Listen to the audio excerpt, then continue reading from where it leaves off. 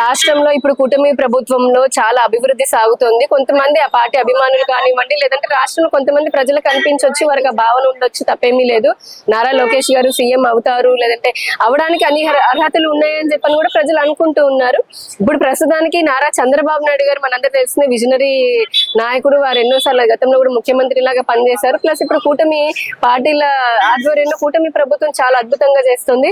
నిజంగానే ప్రజలు కోరుకుంటూ, లేదంటే అటువంటి పరిస్థితుల్లో ఆ పార్టీ తెలుగుదేశం పార్టీ లేదంటే కూటమి పార్టీల నిర్ణయం తీసుకున్నారు అనుకోండి, అందరికీ ఇప్పుడు ఎవరైతే ఆశిస్తున్నారో మరి వారందరికీ మంచిదే కదా. కానీ వైసీపీ నాయకులు మాట్లాడడం ఏంటంటే ఇప్పుడు కల్తీ లిక్కర్ కి సంబంధించి లేదంటే రకరకాల కేసుల పైన వాళ్ళు ఉన్నారు. సో అందుకని చెప్పని దాని నుంచి మరల్చడం కోసం అని చెప్పని కూడా వాళ్ళు ఇటువంటి టాపిక్ ని తీసుకురావచ్చు. ఒకవేళ నిజంగా అదే జరుగుతుంది అనుకోండి, ఇందాక అనుకున్నట్టుగా ఎవరైతే ఇట్లా వారు కావాలి సీఎం కావాలని ఆశిస్తున్నారో వారందరికీ ఆనందమే కదా. అది పేరుని నాని చెప్పినా లేదంటే ప్రజలు ఆశించినా మరి జరుగుతోంది అనుకోండి, అది అందరికీ సంతోషమే అవుతుంది కదా. అది పార్టీ తీసుకుంటుంది నిర్ణయము, లేదా కుటుంబ పార్టీలు తీసుకుంటాయి, అప్పటి వరకు వెయిట్ చేయొచ్చు కదా.